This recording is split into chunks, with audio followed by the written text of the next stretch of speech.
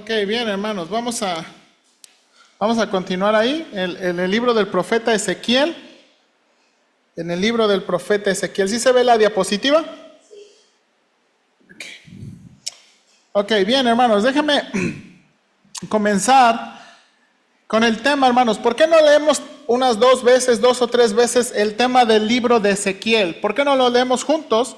Y después vamos al pasaje, al capítulo 12, Ezequiel capítulo 12. Vamos a leer el pasaje 2, 3 veces. Hermanos, ¿cuál es el tema de Ezequiel? Leemos juntos.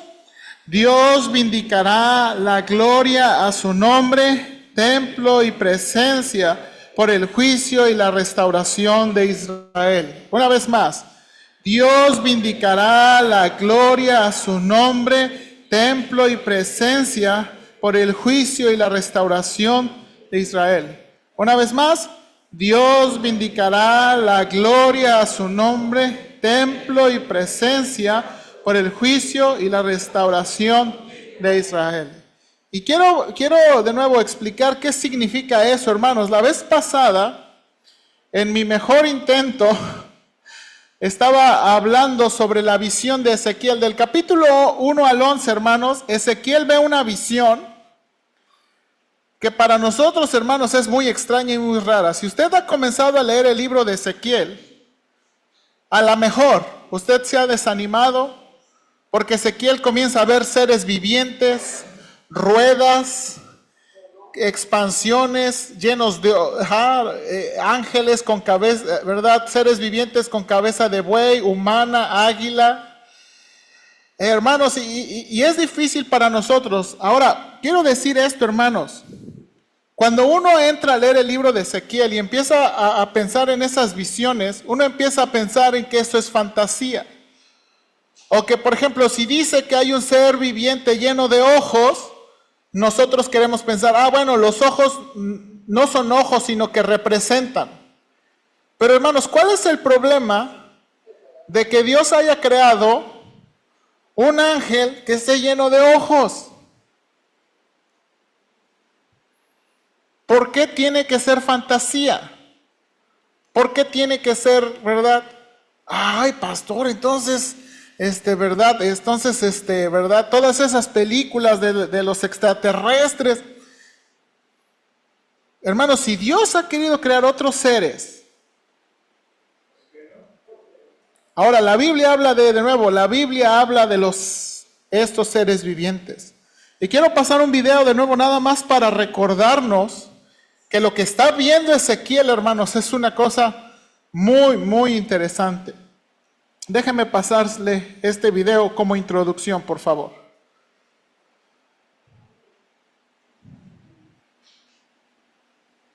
Tarda un poquito en cargar, permítame, ahorita lo...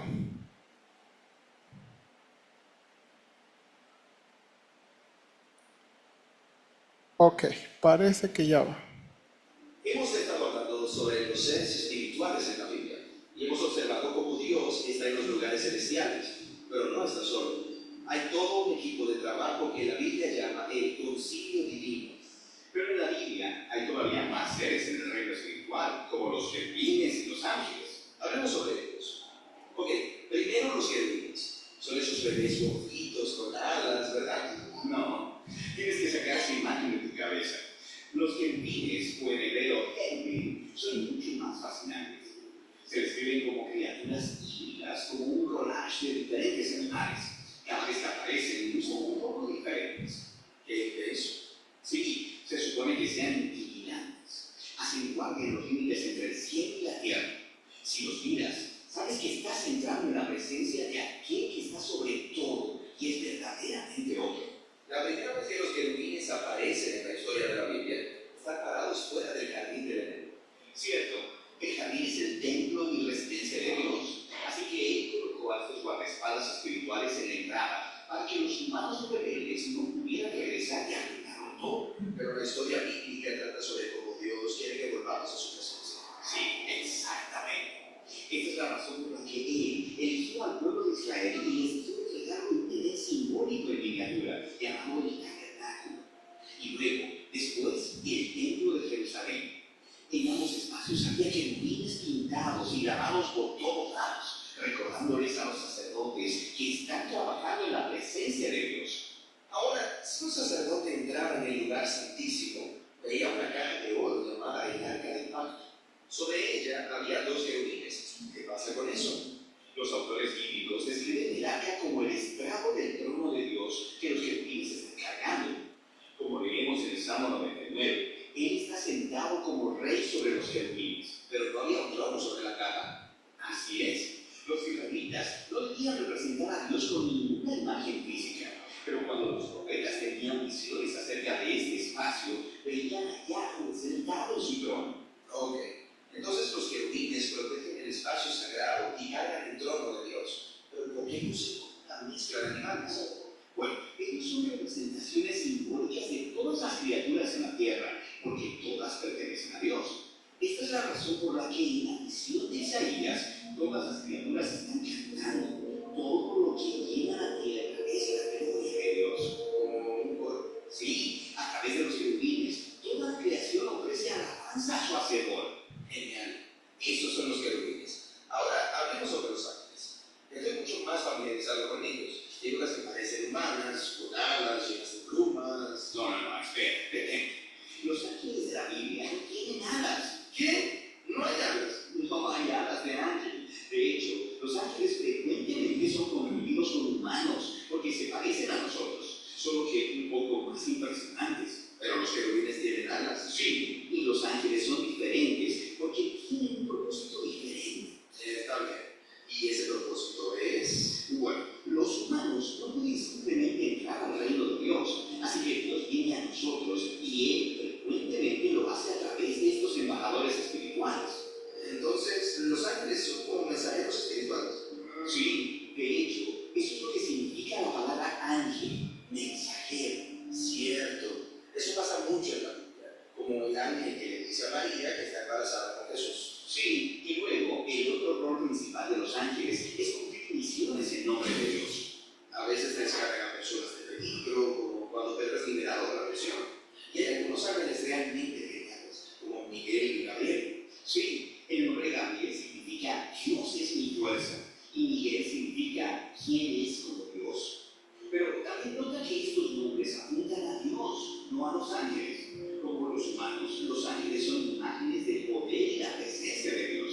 Sea como sea, ¿no sería genial conocer un ángel? Sí, y quizá lo hagas, y quizá ya lo has hecho.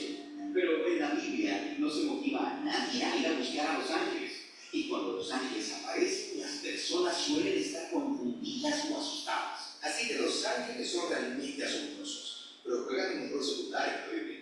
Sí, porque el propósito final de Dios es llevar a los humanos de vuelta a su presencia en cielo y tierra unidos. Y mientras tanto, Él utiliza a los ángeles para guiar y servir a su pueblo. Y veíamos, hermanos, de nuevo, Ezequiel está viendo eso, y especialmente en los primeros capítulos, ¿se acuerda? Ezequiel les llama seres vivientes, ¿se acuerda? Estos seres vivientes tienen 4 alas. Perdón. Estos seres vivientes tienen 4 alas, ¿verdad? Y estos seres vivientes, están los seres vivientes, abajo de ellos tienen ruedas y arriba tienen como un cielo y hay un trono. Y este es el mejor intento de la inteligencia artificial, ¿verdad? Entonces, hermanos, como acaba de mostrar el video, los querubines, no se llama, nosotros le llamamos que son un tipo de ángel, pero la palabra ángel significa mensajero. No existe, hermanos, una palabra para describir a los seres espirituales. Nosotros los generalizamos por la palabra ángel, pero los querubines son unos, ángeles como tal son otros, serafines. ¿Ha escuchado serafines? Sí. Es que solamente aparece una sola vez la palabra serafín y es en Isaías. ¿Ok? Los serafines son un poquito de nuevo, o por lo menos aparecen varias veces en la Biblia. Ok, nos enseñaron uno en el video. Un querubín guarda el cuarto del Edén. Querubines son puestos en el arca del pacto. Querubines son puestos en el templo. ¿Sí o no? Y de nuevo, y cuando vas al libro de Apocalipsis, dice que hay 4 seres vivientes, y de nuevo nos repiten sus rostros, ¿verdad? Rostro, cara de hombre, cara de buey, cara de águila, y no me acuerdo cuál era la otra, de león, cara de león, ¿verdad? Entonces, ahora, Ezequiel primero dice, son seres vivientes, y luego en el libro de Ezequiel, ¿se acuerda? Tenemos esta afirmación, estos son querubines. Ahora, hermanos, hay algo que quiero traer a su mente. La palabra significa como algo ardiente. Bueno, Isaías dice que son los serafines, pero la realidad es que todos adoran. Y en la visión de Apocalipsis, los seres vivientes son los que dirigen. Ahora, hermanos, quiero traer algo a su memoria. Satanás, dice la Escritura que es un querubín. En lo mejor que entendemos, Satanás es un querubín.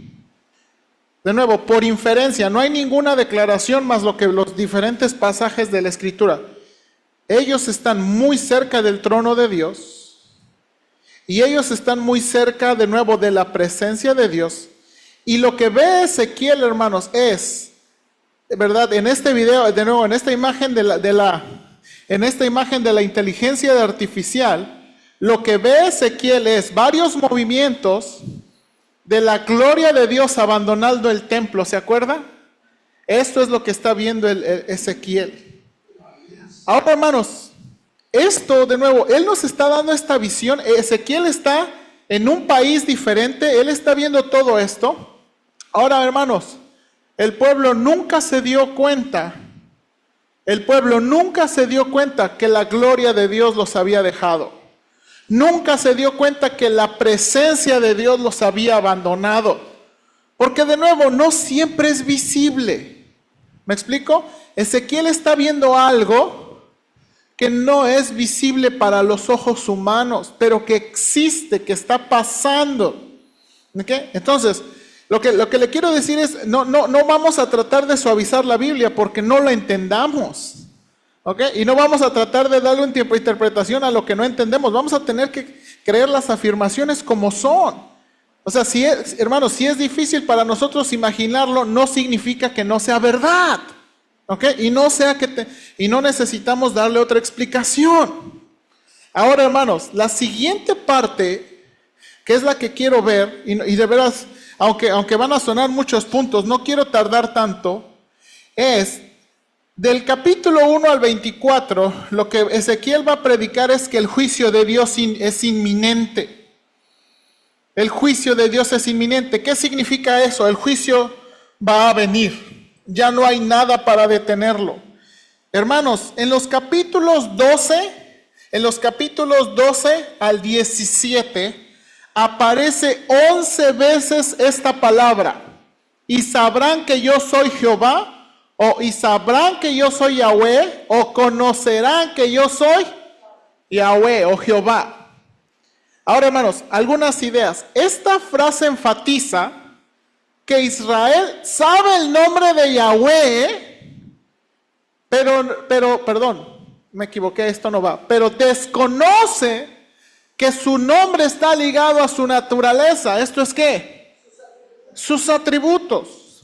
Hermanos, una de las razones por las que Dios prohibió tomar el nombre de Dios en vano es eso, porque su nombre representa sus atributos. Y a nosotros se nos hace muy fácil tomar el nombre de Dios en vano, pero no entendemos que el nombre de Dios está ligado a sus atributos. Abel, ayúdame con el volumen, por favor. Segunda cosa, Israel no entiende que Yahweh o Jehová es el único Dios verdadero. Es el único Dios verdadero, no existe otro Dios. Israel conocerá que Yahweh no es un Dios cualquiera. Él realmente es un Dios vivo y actuará. Hermanos, hoy en día, y temo decirlo que a veces en la iglesia Dios solamente existe como un concepto psicológico, que pues si quieres creer que alguien existe y te da paz y tú quieres vivir así tu vida, adelante. Pero Dios es una persona. Él está vivo y Él actúa. Las cosas, hermanos, que pasan en la historia y que pasan en el mundo son, ¿verdad?, gobernadas por el Dios del cielo. Entonces, esta frase, Dios les va a enseñar a Israel que Yahweh no es, tú puedes saber el nombre de Dios y lo puedes mal usar, pero realmente Él es Dios. Y Él va a demostrar que Él es Dios. Vamos a ver, hermanos, estas 11 veces. Y no vamos a leer todos los versículos. Le voy a pedir, mire, yo estoy haciendo algo en mi Biblia, en mis Biblias, porque en varias, estoy tratando de marcar con ciertos colores, plumas, y yo le animo a hacer lo mismo para que cada vez que regrese a leer su Biblia, pues hermanos, ya las cosas no se pongan tan difíciles, ¿verdad? Para que no, entonces déjeme darle la primera referencia a la gloria de Jehová. Y vamos nada más a leer ese versículo. Ezequiel 12:15, por favor. Ezequiel 12:15. Dice Ezequiel 12:15. Y sabrán que yo soy Jehová, cuando los esparciere entre las naciones y los dispersare por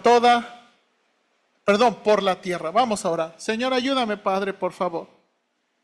Este libro ha sido un libro medio complicado, pero dame gracia para predicar, y especialmente dame gracia porque hay dos referencias y dos cosas que quiero sacar aplicación hoy. A lo mejor ya es algo que he predicado antes y que especialmente con los profetas es muy repetitivo, pero que sea muy repetitivo, Señor, nos dice cuán es importante para ti. Y lo que es importante para ti debe ser importante para nosotros, Señor. Ayúdame, Padre, por favor, en verdad ayúdame. Tú sabes que a veces soy complicado de mente y de palabra, pero ayúdame a hacerlo sencillo para que todos podamos entender. Te lo suplico, Padre, en Cristo Jesús. Amén. Hermanos, en esta primera referencia, Dios quiere usar a Ezequiel como señal para su pueblo. Ezequiel anticipa que Sedequías será traído a Babilonia a morir.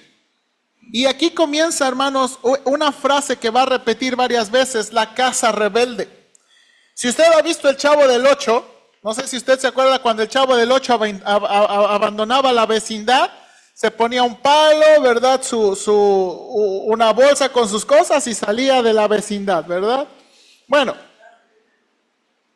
no sé si era así Ezequiel, pero Ezequiel le dice: oye, todos los días vas a agarrar tu ropa de cautiverio, tus cosas, y vas a salir, y vas a regresar, vas a salir y vas a regresar.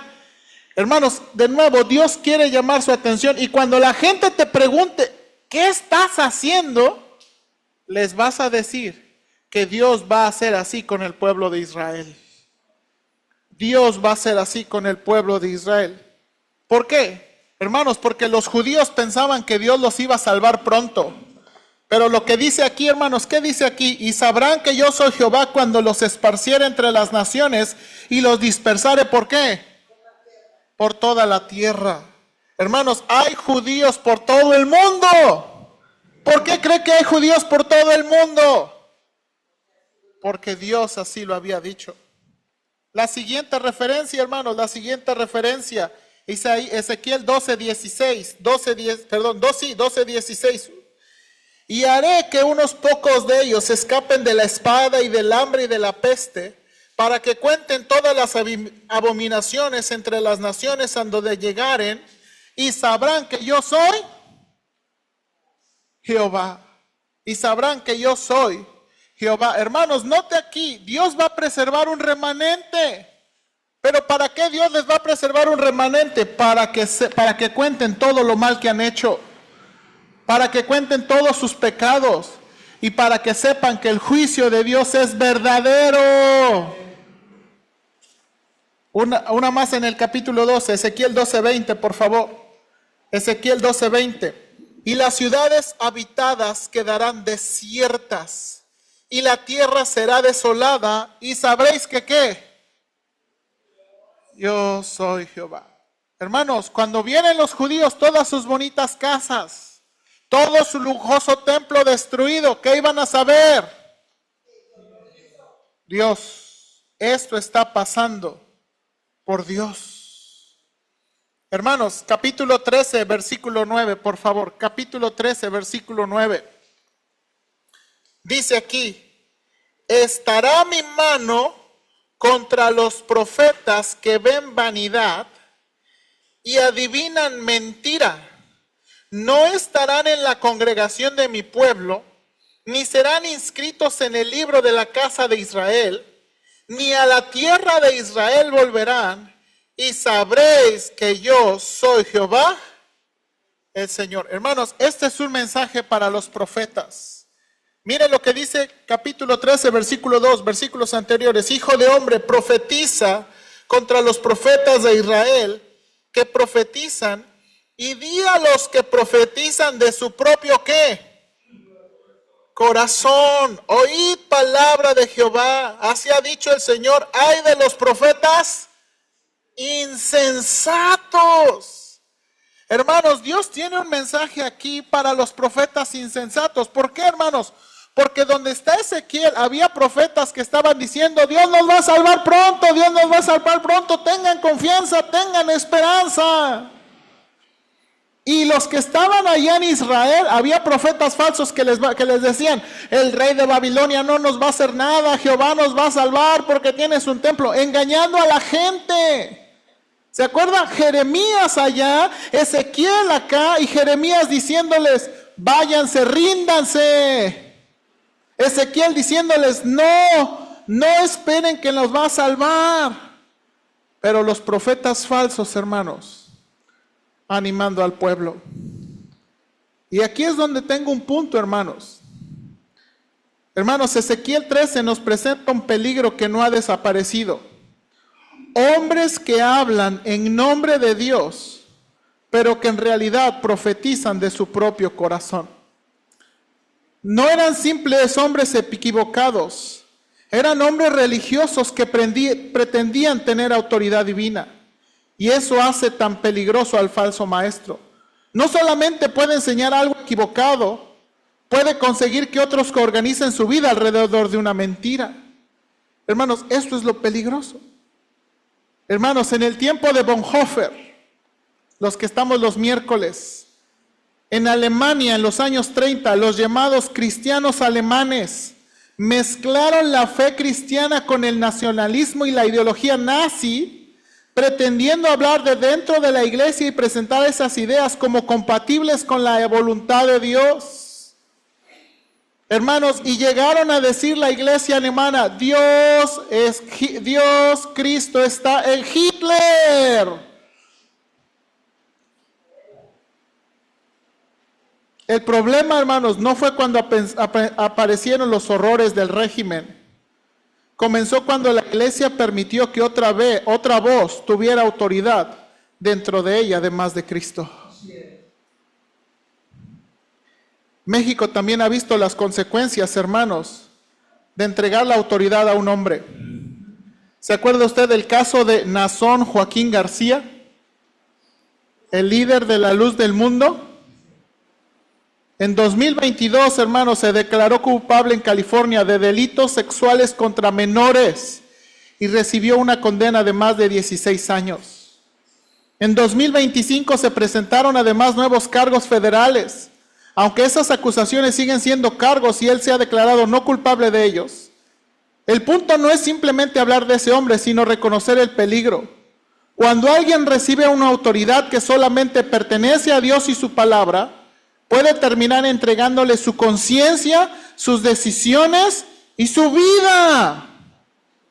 Hermanos, hoy en día en Guadalajara, a donde está la sede de la Luz del Mundo, todavía están esperando que su profeta regrese porque está juzgado y acusado injustamente, cuando la justicia ha probado. Y los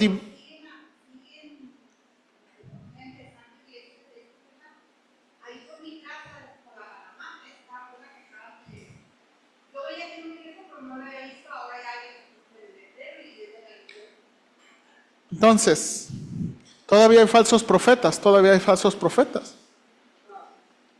Hermanos, hoy el peligro puede entrar directamente por nuestros teléfonos.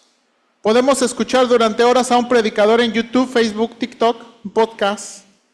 Hermanos, no todo lo que aparece con una Biblia en la pantalla merece entrar en nuestra mente y mucho menos en nuestro corazón. Muchas veces, hermanos, la pregunta no es ¿me gustó lo que dijo? Porque muchas veces, ¿sabe por qué seguimos a los falsos profetas? Porque nos gusta lo que dicen. Hermanos, hay uno que no voy a decir su nombre porque todavía pertenece al círculo de iglesias. Pero si usted me lo manda, yo le voy a decir que no lo vuelva a escuchar. ¿Por qué, hermanos? Porque tiene versículos en la Biblia. Y a muchos les gusta. Pero la pregunta no es si nos gusta, la pregunta es si Dios lo dijo así. Si la palabra de Dios lo dijo así. Hermanos, necesitamos, hermanos, reconocer que no todo el que abre la Biblia y dice la palabra de Dios es un verdadero predicador. La autoridad está en la Biblia, no está en la persona. Que déjeme repetir eso, la autoridad está en la Biblia, no está en la persona. No está en la persona, la autoridad la tiene la palabra de Dios, no la tiene la persona. Y debemos tener cuidado, porque Dios juzgó y juzgará a los falsos profetas. Hermanos, el mayor peligro es que hay muchos predicadores y es que hay muchos hombres hablando y pocos de ellos son fieles a la palabra de Dios. Siguiente referencia, por favor, Ezequiel 13:14, por favor, Ezequiel 13:14. Así desbarataré la pared que vosotros recubristeis con todos los suelos, y echaré a la tierra, y serán descubiertos sus cimientos, y caeréis y seréis consumidos en medio de ella, y sabréis que yo soy. Hermanos, los profetas dan falsa seguridad como un muro recubierto. Hermanos, toda esta semana hemos estado hablando en construcción. Y yo he coincidido con el Arqui, hay cosas que hay que destruir. Porque, hermanos, a veces nada más recubrirlas es tapar la fachada, pero no corregir el problema. Esto es lo que estaban haciendo los falsos profetas. Hermanos, una cosa interesante, mire capítulo 13, versículo 23. Capítulo 13, versículo 23. Por tanto, no veréis más visión vana, ni practicaréis más adivinación, y libraré a mi pueblo de vuestras manos, y sabréis que yo soy Jehová. Ahora, ¿de qué está hablando, hermanos? Déjenme darle un poquito de contexto. Dice versículo 18, así ha dicho Jehová el Señor, hay de aquellas, está hablando de mujeres, que cosen vendas mágicas para todas las manos, y hacen velos mágicos para la cabeza, de toda edad, para cazar, ¿qué dice aquí? Las almas. Versículo 20. Así ha dicho Jehová el Señor, he aquí yo estoy contra vuestras vendas mágicas, con que cazáis las almas al vuelo. Yo las libraré de vuestras manos y soltaré para que vuelen como las aves las almas que vosotros cazáis volando. Hermanos, había mujeres, y estamos intentando, que hacían un tipo de vendas y velos, no sabemos exactamente cómo, pero que estaban promoviendo en el pueblo de Israel con cierto... Ay, no se ve la imagen, hermanos, perdón. Un tipo de venda para conjurar cierto poder y ciertas cosas. Y dice el texto, hermanos, y leemos todo el pasaje, que lo estaban haciendo y dándole... ¿Y sabe por qué? Porque estaban consiguiendo beneficio personal. Estaban vendiéndole amuletos al pueblo. Estaban, ¿verdad?, vendiéndole amuletos al pueblo para darle, hermanos, y conjurando y haciendo tantas cosas para ayudarles. Hermanos, Hoy en día todavía existen ese tipo de cosas. Y hermanos, todavía, ahora hermanos, eso todavía existe a veces en las iglesias cristianas. Vendiendo cosas. Traje tierrita de Jerusalén. Traje agüita del río Jordán. Es que, hermanos, ¿verdad? Y existen, hermanos, y la iglesia puede tener ciertos amuletos. Hermanos, de nuevo, no quiero ofender a nadie si alguien lo tiene. No quiero ofender a nadie, pero a veces hay personas que tienen una Biblia en su casa abierta y la tienen como... Yo no estoy en contra de eso, pero si eso se convierte en un amuleto, hay un problema, ¿sí o no? Qué bueno que tengamos una Biblia y qué bueno que esté de letra grande, ¿verdad? Qué bueno que tenemos una Biblia de letra grande, pero no la convertamos en un amuleto. Podemos tener, hermanos, una bandera de Israel, ¿sí o no? Yo he visto muchas iglesias que tienen la bandera mexicana, la bandera cristiana y la bandera de Israel. ¿Por qué? Porque es el pueblo de Dios. Porque aquí amamos a los judíos y vamos a traer la bendición. Amamos a Dios, amamos a su pueblo, no estamos de acuerdo con lo que hacen, pero no podemos tener eso como un amuleto. Hay que tener mucho cuidado con eso. Tener mucho cuidado con eso. Porque eso es lo que estaba pasando. Vendiendo amuletos, haciendo conjuros. Siguiente referencia, por favor. Ezequiel capítulo 14. Versículos 7 y 8, por favor. Versículos 7 y 8. Siguiente referencia, Ezequiel 14, 7 y 8. Porque cualquier hombre de la casa de Israel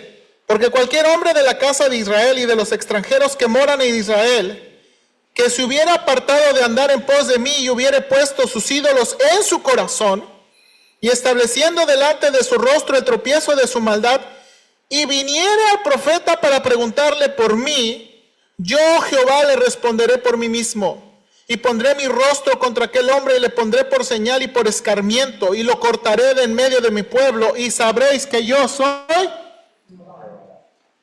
Aquí la inteligencia artificial no me ayudó mucho, pero... Hermanos, imagine un hombre que entra en una tienda buscando un GPS y el vendedor le pregunta, ¿a dónde quieres llegar? Él responde, quiero llegar a cierta ciudad, pero no quiero pasar por montañas, ni cruzar puentes, ni manejar de noche. En realidad no está buscando dirección, ya decidió el camino y solamente quiere un aparato que le diga que su camino es correcto.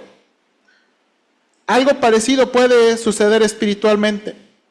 Podemos venir a Dios diciendo, Señor, muéstrame tu voluntad, cuando en realidad ya hemos decidido qué queremos hacer y solamente buscamos que Dios nos dé permiso. Eso es lo que encontramos en Ezequiel capítulo 14. Los ancianos vienen a consultar a Dios, pero Dios le revela a Ezequiel, esos hombres han puesto sus ídolos en su corazón. Exteriormente están buscando a Dios, pero interiormente ya hay algo que gobierna sus decisiones. Un ídolo no tiene que ser una imagen de madera o de piedra, puede ser algo bueno que hemos convertido en algo supremo. Un padre que ama tanto el éxito de su hijo que está dispuesto a descuidar su vida espiritual para que ellos tengan éxito. Una madre que teme tanto lo que otros piensen de su familia que comienza a vivir para mantener una apariencia. Un joven que desea tanto una relación que está dispuesta a desobedecer a Dios con tal de no perderla. Un hombre que ama tanto su trabajo y su negocio que siempre encuentra una razón para sacrificar su familia y su comunión con Dios. O una persona que se aferra tanto a su comunidad, sus costumbres o sus planes, que cualquier cambio se convierte en una amenaza. El problema no es necesariamente aquello que amamos. El problema comienza cuando algo que Dios nos dio ocupa el lugar que solamente Dios debe tener. Por eso le llama Ezequiel ídolos en su corazón. Son ídolos que no se pueden ver. Y hermanos, estos ancianos, vienen a consultar al profeta, pero Dios le dice, Vienen a buscarme, pero tienen ídolos en su corazón. Ídolos que no se pueden ver. A la pregunta de Ezequiel, ¿qué quieren saber, la voluntad de Dios o quieren que Dios apruebe la suya? Hermanos, cuando abrimos la Biblia, cuando oramos, cuando escuchamos predicación, debemos venir con un corazón dispuesto a obedecer, no con una decisión ya tomada, buscando justificación. Tal vez hoy Dios nos está pidiendo que dejemos algo que está mal. El ídolo no siempre es algo malo, muchas veces es algo bueno que hemos convertido en algo que no estamos dispuestos a perder. Y esos son los ídolos peligrosos. Hermanos, y eso es algo que puede estar pasando hoy. Usted y yo estamos escuchando la palabra, a lo mejor usted viene, Señor, pero ya decidió en su corazón. Y podemos engañar a todas las personas, pero el único que no podemos engañar es a Dios. Y debemos tener mucho cuidado con eso. Esos ídolos son los más peligrosos. Los ídolos que están aquí que no se pueden ver. Que no se pueden ver, pero que gobiernan nuestro corazón. Que gobiernan nuestro corazón. Esto es lo que está pasando, hermanos, aquí en Ezequiel. Siguiente referencia, hermanos, Ezequiel 14:23, por favor. Dice Ezequiel 14:23, y os consolarán cuando vieren su camino y sus hechos, y conoceréis que no sin causa hice todo lo que he hecho con ella, dice Jehová el Señor. En los versículos anteriores, hermanos, Dios va a presentar 3 hombres. A ver si adivina usted, sin leer. Noé, Daniel y Job. Dice Dios en esta porción, si estos 3 hombres se presentaren hoy delante de mí, hoy, ahorita, en esta circunstancia, y pidieran por el pueblo, solamente ellos se van a salvar. Ni sus hijos, solamente ellos por su justicia se salvarían. Ahora, hermanos, esto es interesante. Noé es un personaje de la ley. Job es un personaje que ya conocían, hermanos. Pero Daniel, hermanos, mientras Ezequiel está con los cautivos, Daniel, hermanos, está trabajando como, ¿verdad?, como un ministro del rey de Babilonia. Y estos hombres son justos. Y Dios les dice, solamente ellos se van a salvar. Solamente ellos se van a salvar. El juicio es inminente. Dios no, hermanos, Dios no castiga a nadie sin causa. Dios no ejecuta castigo sin causa. Siguiente referencia.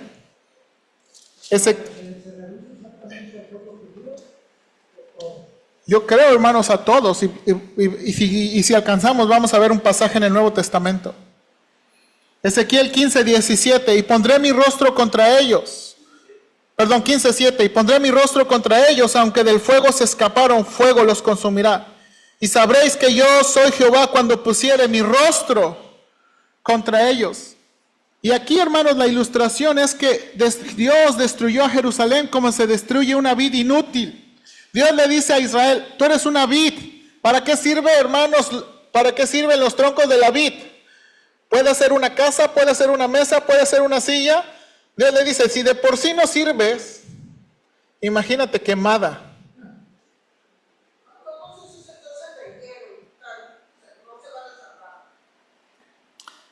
Ahora, eso está pasando en Ezequiel, hermanos, por eso el mensaje de Ezequiel es tan fuerte.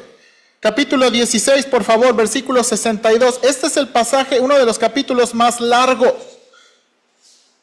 Y es uno de los capítulos, hermanos, poquito difíciles. ¿En qué sentido, hermanos? Miren la imagen, por favor, a ver si me ayuda. Aquí. Dios compara a Jerusalén como una niña abandonada, a quien Él rescató, cuidó, adornó y tomó como esposa. Sin embargo, ella confió en su belleza y privilegios y utilizó todo lo que Dios le había dado para prostituirse con otros dioses. Su idolatría fue aún más grave porque llegó a ofrecer a sus hijos a los ídolos. Jerusalén se volvió peor que Samaria y Sodoma, y por su infidelidad Dios anuncia su humillación y juicio. El pasaje enfatiza que la gravedad de su pecado estaba en haber convertido los dones y privilegios recibidos de Dios en instrumentos para rebelarse contra Él. Este capítulo largo, hermanos, contiene la referencia donde Dios le dice a Israel: tú eres peor que una prostituta. La gente y los hombres les pagan a las prostitutas, pero tú les pagas a los hombres para meterse contigo. Y lo que está hablando, ¿a quiénes representan? Representan naciones. Tú les pagas a Egipto, tú les pagas a otros para meterse contigo. Y Dios, hermanos, ahora uno pensaría, ¿por qué Dios utiliza estas imágenes medio tan reales y tan grotescas? Para llamar la atención, hermanos. Para llamar la atención. Él quiere que entendamos. Él quiere que su pueblo entendía. Ahora, hermanos, mire aquí, por favor. Porque en medio de estas palabras tan fuertes, y por eso no quise leer muchas, porque en verdad es una imagen muy grotesca. Dice esto, capítulo 60 al 63, y aquí está la referencia. Antes yo tendré memoria de mi pacto que concerté contigo en los días de tu juventud. Y estableceré contigo un pacto sempiterno. Y te acordarás de tus caminos y te avergonzarás cuando recibas a tus hermanas, las mayores que tú y las menores que tú, las cuales yo te daré por hijas, mas no por tu pacto, sino por mi pacto que yo confirmaré contigo. Y sabrás, ¿qué dice aquí? Que yo soy Jehová. Para que te acuerdes y te avergüences y nunca más abras la boca a causa de tu vergüenza, cuando yo perdone todo lo que hiciste, dice Jehová el Señor. Hermanos, Ezequiel 16, 62. Ezequiel 16, 62. Hermanos, Dios hará un pacto. Siguiente referencia, Ezequiel 17, 24. Esta es la última, hermanos. Ezequiel 17, 24. Puse 21, pero no, hermanos. Sí, 21. Y todos los fugitivos, con todas las tropas, caerán espada, y los que queden serán esparcidos a todos los vientos. Y sabréis que yo, Jehová, he hablado. Versículo 24. Y sabrán todos los árboles del campo que yo, Jehová, abatí al árbol. Hermanos, aquí Dios ilustra a Israel como árboles y las naciones. Y lo que va a decir aquí, hermanos, al terminar el capítulo 17 es que los reyes de Israel comenzaron a confiar en otros reyes. Sedequías es el rey actual. Cuando Ezequiel está diciendo estas palabras, Sedequías es actual y acaba de mandar dinero a Egipto. Porque adivine qué, Egipto nos va a defender. Lo que no sabe es que el rey de Babilonia va a destruir a cada uno de los que Israel confía. Cada nación que Israel confiaba, cada nación que Dios destruyó. Hermanos, eso me hace pensar como aplicación que cada ídolo que podemos generar en nuestras vidas, Dios lo puede destruir. Para hacernos saber, y la frase, que Él es Yahweh, que Él es el único Dios verdadero. Él es el único Dios verdadero. Hermanos, a lo mejor usted piensa, ¿por qué aquellos? Y es el pasaje que quiero ir. El hermano Guillermo es un pasaje que ahorita nos va a decir de memoria. ¿Por qué aquellos que muchas veces han llegado a la iglesia, han llegado a estar en la iglesia y se apartan del Señor, por qué les ha ido mucho peor?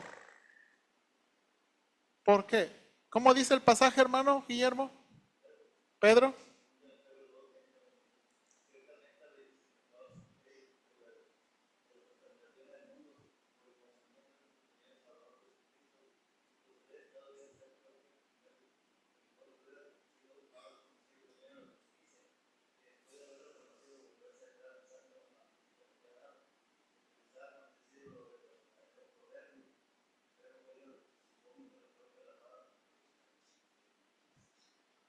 ¿Por qué les va tan mal a los que conocen al Señor y se alejan del Señor? Es segunda de Pedro 2, 20 al 22. Hermanos, eso es apostasía. Eso es lo que estaba pasando en Israel. Eso es lo que pasa, hermanos. Eso es lo que pasa. Hermanos, no crea, no estoy tratando yo no estoy tratando de infundirle miedo, pero no crea que usted, conociendo al Señor y conociendo la palabra de Dios, se puede alejar del Señor sin consecuencias. Sin consecuencias. Porque así como su pueblo Israel, que tanto amó, Dios estaba dispuesto a destruirlo. Así, Pedro nos dice, mejor les hubiera sido no conocer.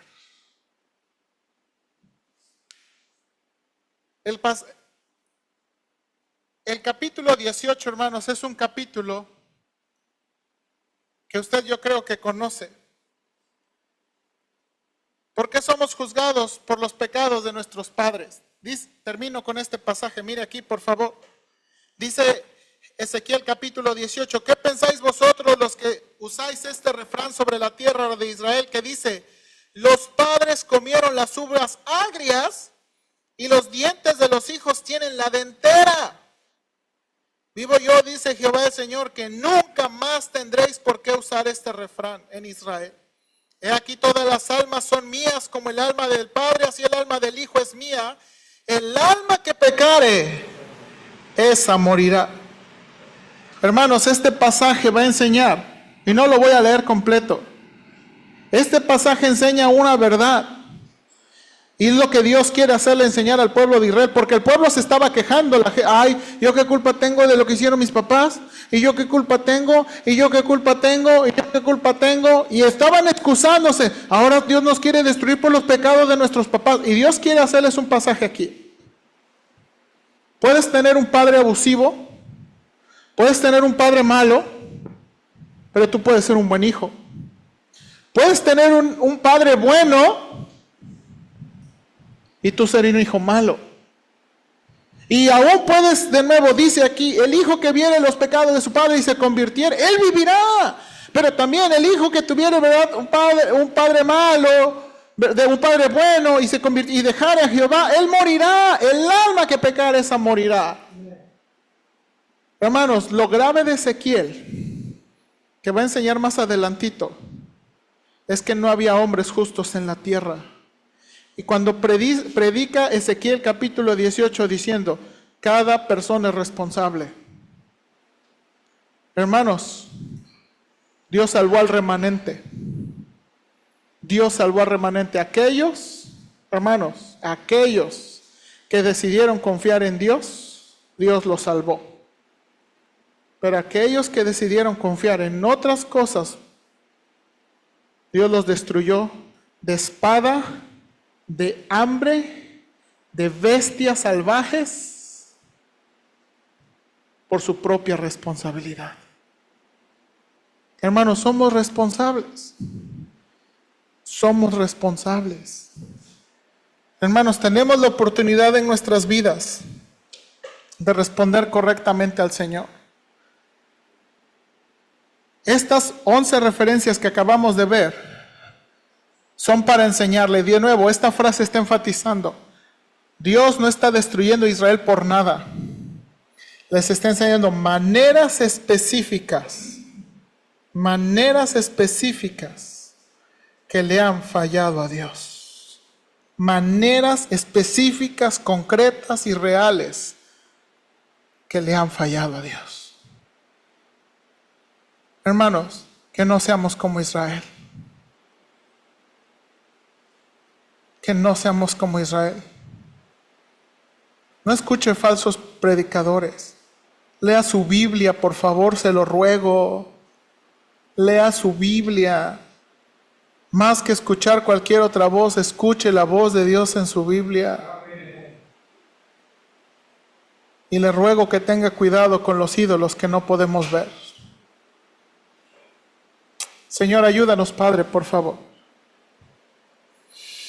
Ayúdanos, por favor, de todo corazón te pido. Esta aplicación ya he hablado en otros domingos sobre falsos profetas. Y he hablado en otros domingos de los ídolos. Y Señor, en verdad tú sabes que con limpia conciencia estoy diciendo, yo no quiero enfadar a los hermanos. Pero tú me recordaste que si la repetición está ahí, la repetición es importante. Y si la aplicación está ahí, repetitiva, es porque es importante. Señor, al final lo que importa es lo que tú dices en la palabra, no lo que yo quiero decir. Líbrame de hacerla como la predicación cómoda. Líbrame, Señor, de ser un falso profeta que quiera beneficiarse monetaria o de alguna manera por no decir la verdad.